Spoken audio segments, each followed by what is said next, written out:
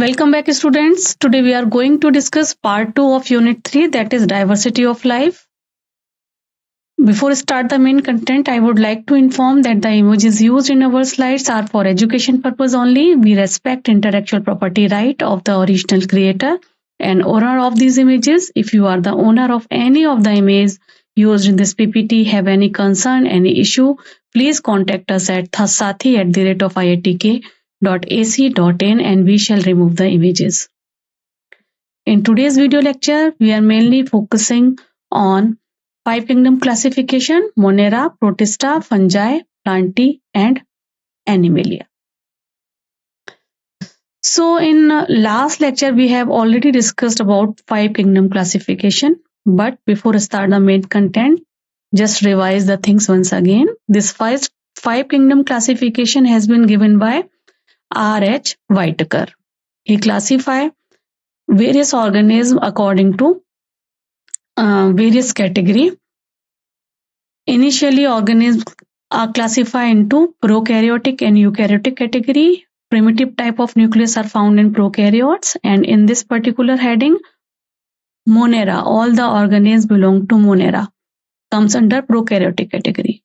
Further, multicellular organisms or unicellular organisms which are having true nucleus, means true carrion, comes under eukaryotic category, which is further divided into various type of kingdom.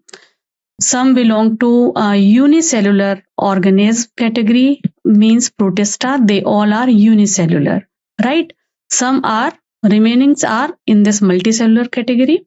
So all the kingdoms which are multicellular comes under this particular category. So in multicellular, further division occur based on the presence or absence of cell wall.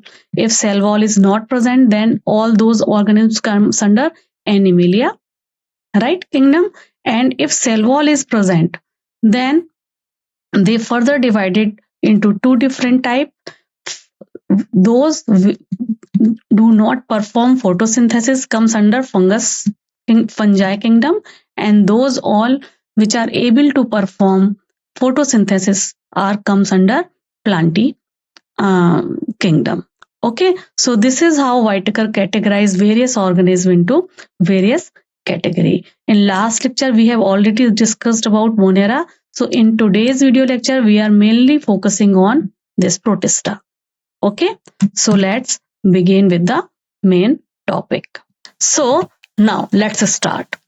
So all the single cell eukaryotes are placed in this category Protista. All the single cell, because they are unicellular.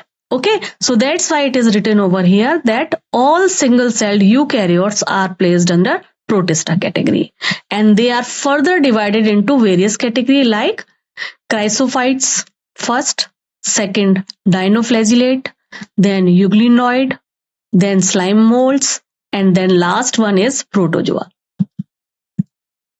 Further into 5 category. ठीक है, chrysophytes, dinoflagellates, euglenoid, slime molds and protozoans. Okay, and all the members, whether dinoflagellate, euglenoid or whatever, they all are primarily aquatic in nature. Okay, mostly they are found in water. They are aquatic in nature. And being eukaryotes, the protistian cell body contain a well-defined nucleus, and this is the main characteristic of any kind of eukaryotic cell. Okay, so they have a well-defined nucleus and other membrane-bound organelle. Some of the member of protist are having flagella or cilia on their body, outside their body. These protist members reproduce asexually or sexually by the process involving in cell fusion or zygote formation. So both kind of reproduction types, cellular and asexual and sexual reproduction, are found in all the members of protist. Okay, by cell fusion or zygote formation. Now the first member, that is chrysophytes. This is a very good example of chrysophytes, golden algae, and this group include diatoms and golden algae, and this is popularly known as desmites. Desmites. Okay, and these members are mainly found in fresh water as well as marine water, or we can use the term plankton for the same. All those which are found in marine water or fresh water, we can use the term plankton for the same. And most of the members are photosynthetic. Photosynthetic means they are autotrophs. Okay. Diatoms also comes under the same category. The diatoms, the cell in diatoms, the cell wall is embedded with silica. So much silica is present in their cell wall, and that's why their cell wall are indestructible.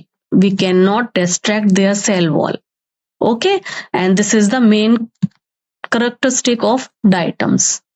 Diatoms have left behind large amount of cell wall deposition in their habitats, and that's why that particular habitat is also popularly known as diatomaceous earth.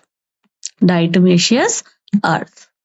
Okay, being gritty, this soil is used in polishing, where plenty amount of diatoms are present. That particular soil is used for polishing purpose, filtration of oil purpose, filtration of syrup purpose. Okay, and diatoms are the chief producers in ocean. So if question arises, if question comes in your various type of competitive examination, what type of organism comes under chief producer category, then diatoms is one of them. Okay, so diatoms are the chief producer in the ocean. Clear? Now, next category is dinoflagellates. These organisms are mostly marine. These are present in salty water, marine. Okay, so these organisms are mostly marine and photosynthetic in nature. They appear yellow, green, brown, blue, or red, depending upon the main pigment present in their cell.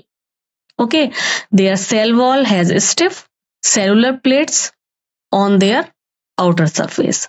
Most of the member of dinoflagellates have two flagella.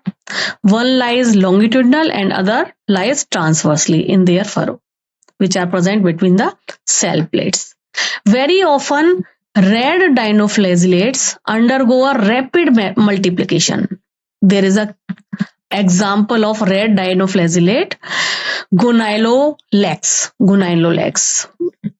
After their huge multiplication, rapid multiplication, sometimes sea color has been changed and it looks like a red ocean, and that time we can use the term red tide, because sea appear red because of the presence of red dinoflagellate. Huge amount of red dinoflagellate sometimes present on the sea on a particular area because of their rapid multiplication, and that time what kind of color this sea is having? Red color. So red tides.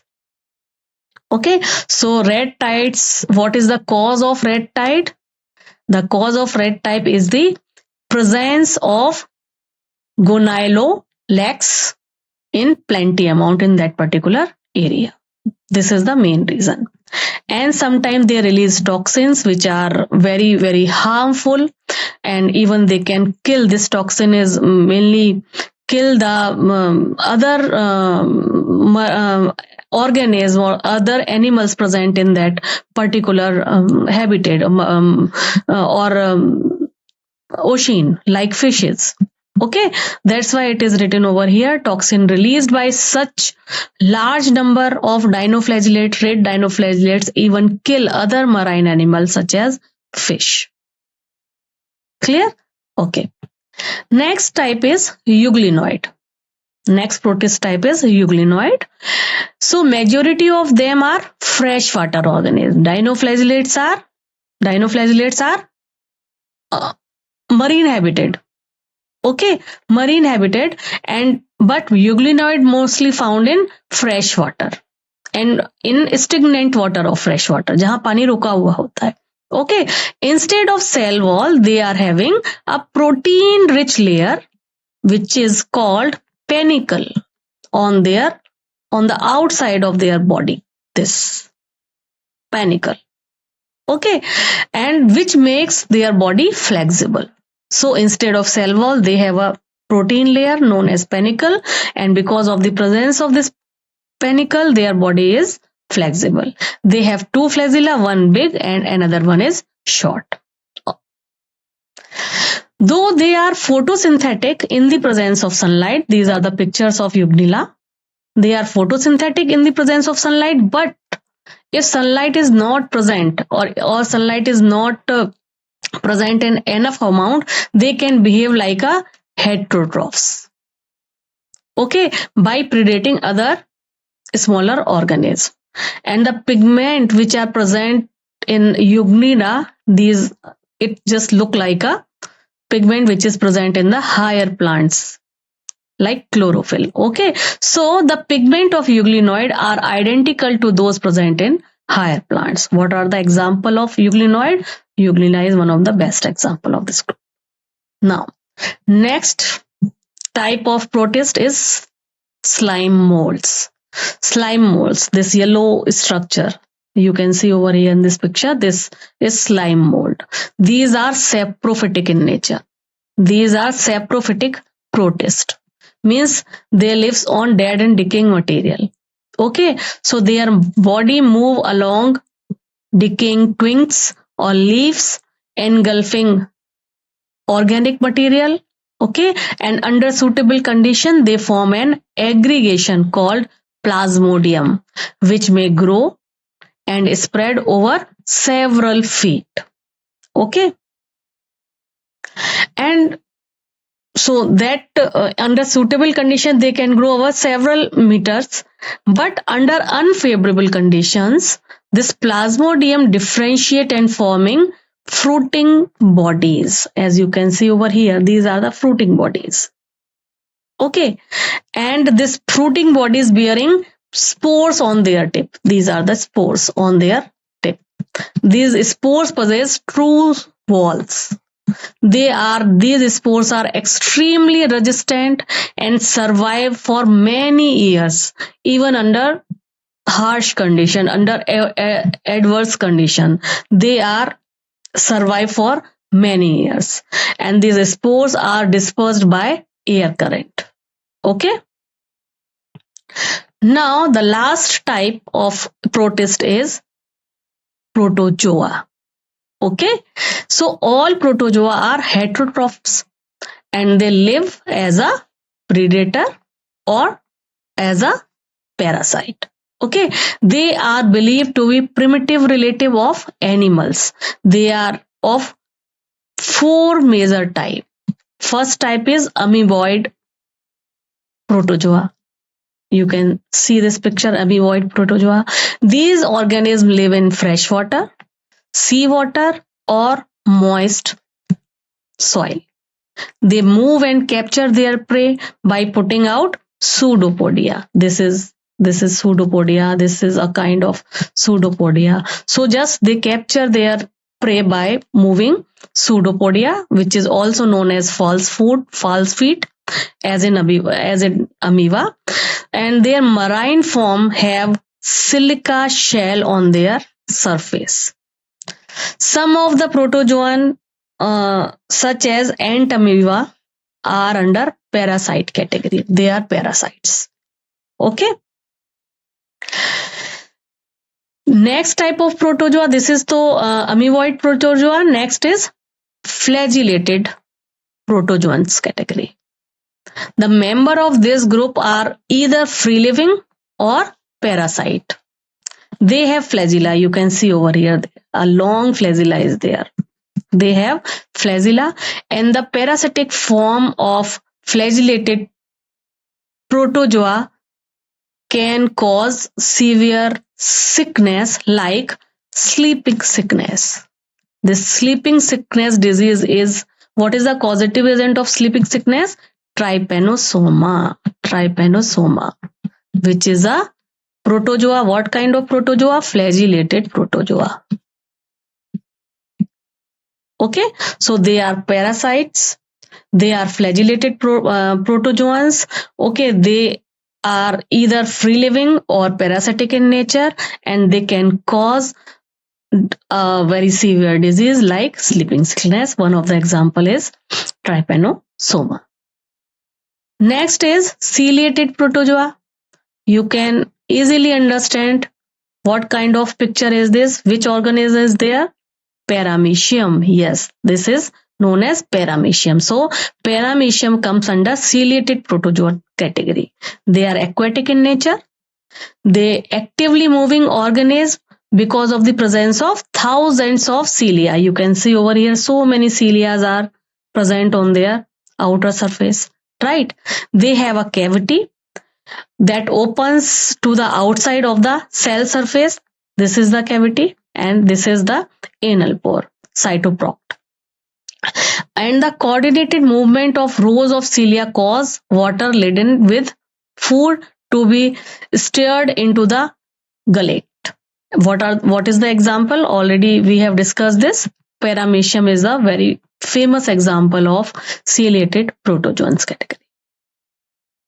Okay. Next is sporozoans. Sporozoans. And this is an example of sporozoan, Plasmodium. Different type of Plasmodium is there. Plasmodium falciparum, Plasmodium vivax. Okay, and this is the mainly cause. What is the? It is the main causative agent of malaria, right? So parasite of malaria is a protozoan, and what kind of protozoan? Sporozoan category. It comes under sporozoan category. Okay, so this include diverse organisms that have infectious spores like structure in their life, and the most notorious is Plasmodium vivax, which is very well known for this malaria, है ना? So it is a disease which has a staggering effect on human population as well. So this is the example of sporozoan category of protozoa. Clear? So okay, this is about protozoa kingdom. We have discussed it in detail. Still, you have any query, any doubt related to this protozoa kingdom or some examples? You can write down to me comment box. We will discuss that later on. Till then, take care, bye bye, and keep learning. Namaskar.